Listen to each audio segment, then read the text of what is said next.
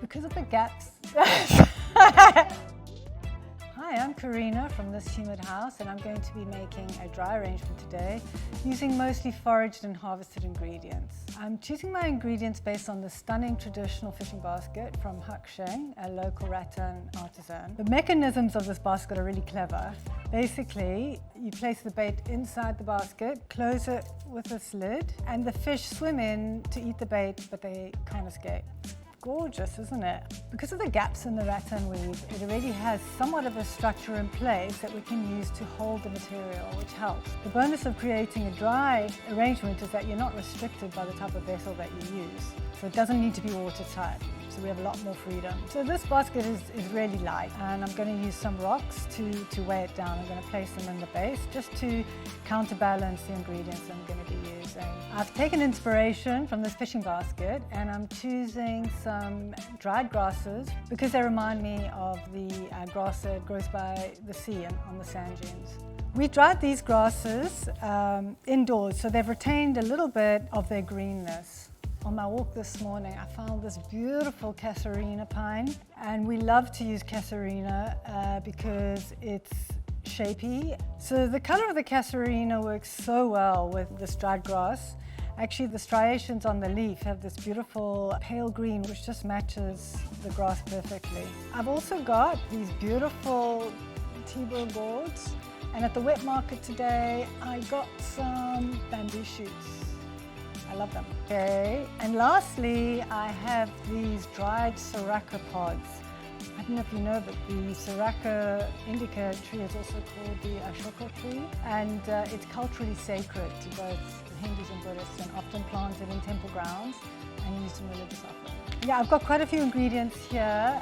You don't have to use all your ingredients. For me, it's a bit like having, a palette of paints. I'm not going to necessarily need all the colors, but I like to have them around so I can pick and choose.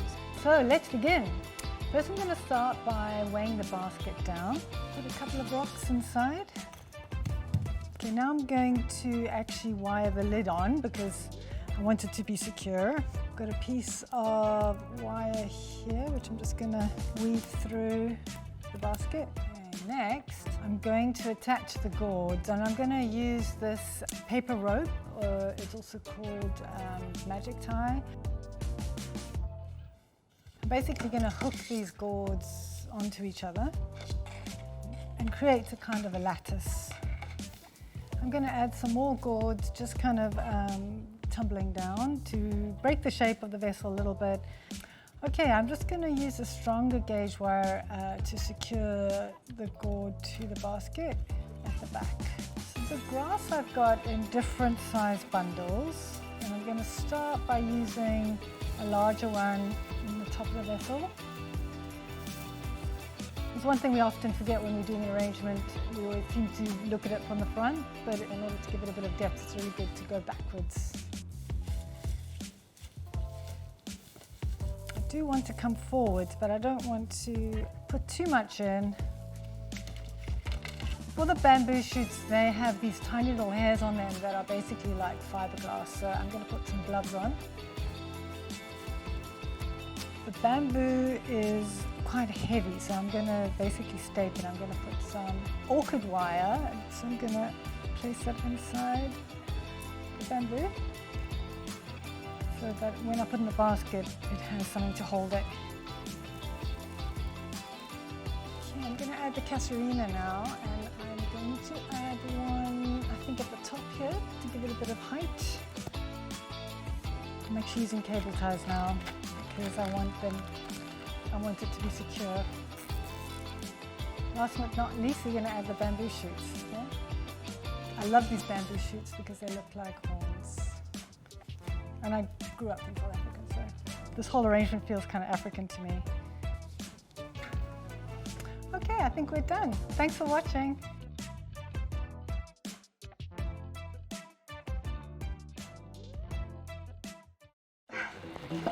I should have taken easier ingredients. Hi everyone. everybody, I'm Francoise from this Humid House. I'm really happy to share today about how we use plants. I will do my best to articulate the thinking process as I'm making a plant arrangement. So just a little bit of background. When we first started doing big events, we were really horrified by how much waste we had. So we thought of using plants instead of cut materials. The benefits of this is we will nurse the plants back to health and we could potentially reuse them again and again. And one of the questions that the Design Council did articulate through this exhibition is, are we collectively ready to live closer to nature? I won't answer for you, but let me share some consideration if you want to start playing with botanical elements in the house.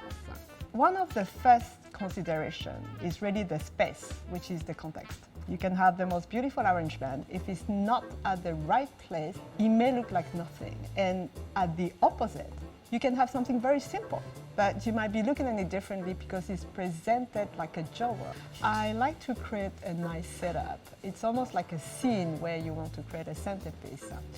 I would say the most important is light. You need light for the plant to survive, but you also need light to appreciate what you're doing. Let's talk about the choice of material. Most of the time you need to plan things for events, but today, this morning, I really wanted to keep my mind open. It's quite nice sometimes not to think about what you're going to do and just to get inspired by what you see in the garden. And that's why actually when you start building something, I love to take each ingredient, each material, exactly at the same level, even if it's a vessel or even if it's a plant. So I'm really excited to show you what I found in the garden. I mean, look at this. This is the roots of the tapioca here. It looks like organs. And then you have the stem here coming, and it looks like a spine. Almost looks like the disc that you have in your spine as well. Beautiful. And then here you have the ghost euphorbia. Have a lot of thorns. Okay, and look at this incredible, delicate bat lilies. It's this bract here that looks like ears, and the mustache here. And I got this butterfly wing plants. So you have something very heavy, and then you have a little bit of lightness. So let's talk about the vessel. If you look at the tapioca textures, you know, it kind of reminds me a little bit of the same, but it's also because it's very stable, and we have actually two very heavy and core ingredients. Most of the time when I'm starting an arrangement, installation, you really like to see the shape of what you have. So I don't know if you realize my gloves, it's double layer of gloves, and I will try to see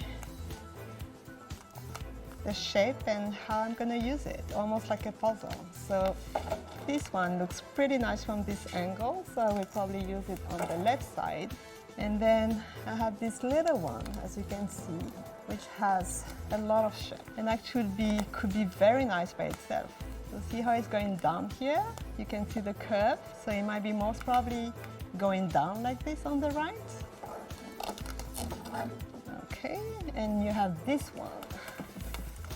Really massive one.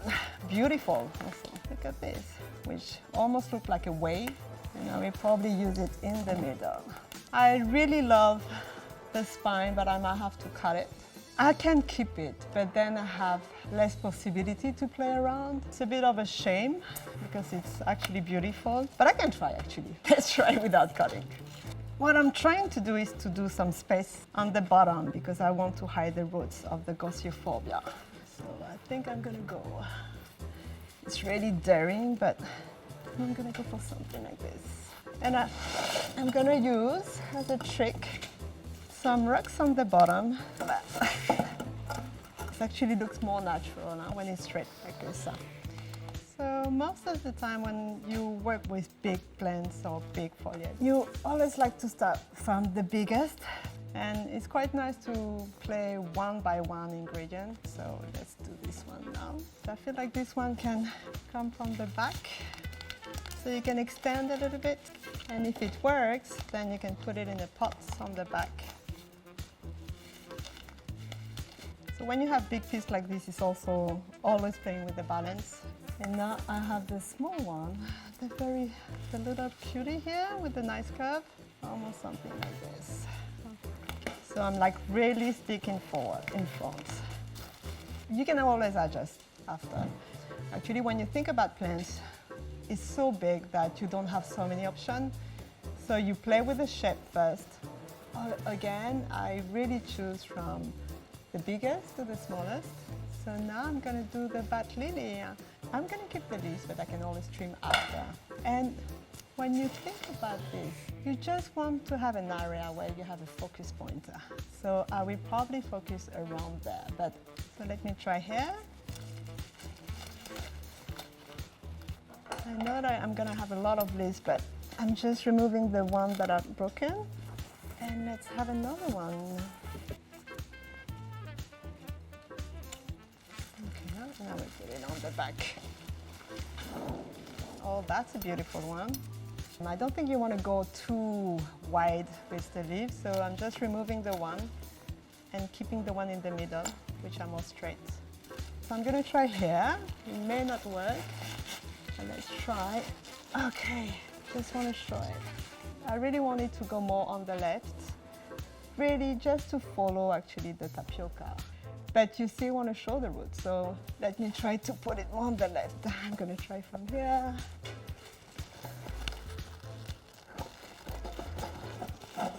Okay, let me raise it a little bit.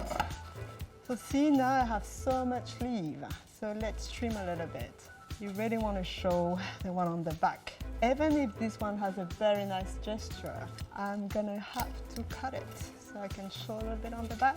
And now I'm gonna try to add a little bit of lightness in this very heavy arrangement, which is the butterfly one. So if you think about colors, actually I was really looking for colors. It could be a color that you see around. So you see you have a little bit of yellow. So if I have to add flowers, which is actually possible by putting a glass vessel inside, but I'm just going to keep it simple and only do plants today. But if it's something that you really want to keep for months at home, you can do everything with soil, of course. So I'm going to hide it here. And you just want to try to bring a little bit of lightness. So I'm going to go there. Let's do. And something that you really have to accept, it's really difficult to have a pre-idea of what you want to do, because actually what guides you is really the shape of the plants. I mean, this one has a V shape. You really want to show it, so it might be actually flying. And we probably used the last one here, so it wasn't prepped.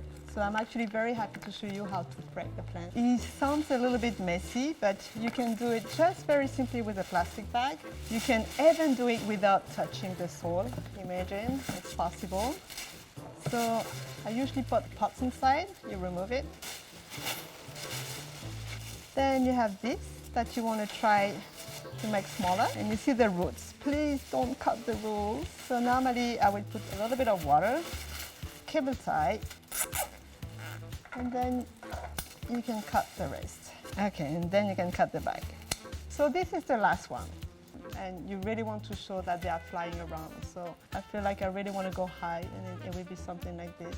I just found the last bat lily, and look at this one. I feel like this is slightly empty, but I really don't want to hide this part. So let me try. I think it might be from here. It's a bit stylized, but let's have one going down like this. And you have them talking to each other, and you have the little green one here. So to go back to the arrangement, when you look at the arrangement from here, one of the main things that I always keep in mind is the proportion. And of course, after you play with the contrast, the different colors of the plants, and you start to compose.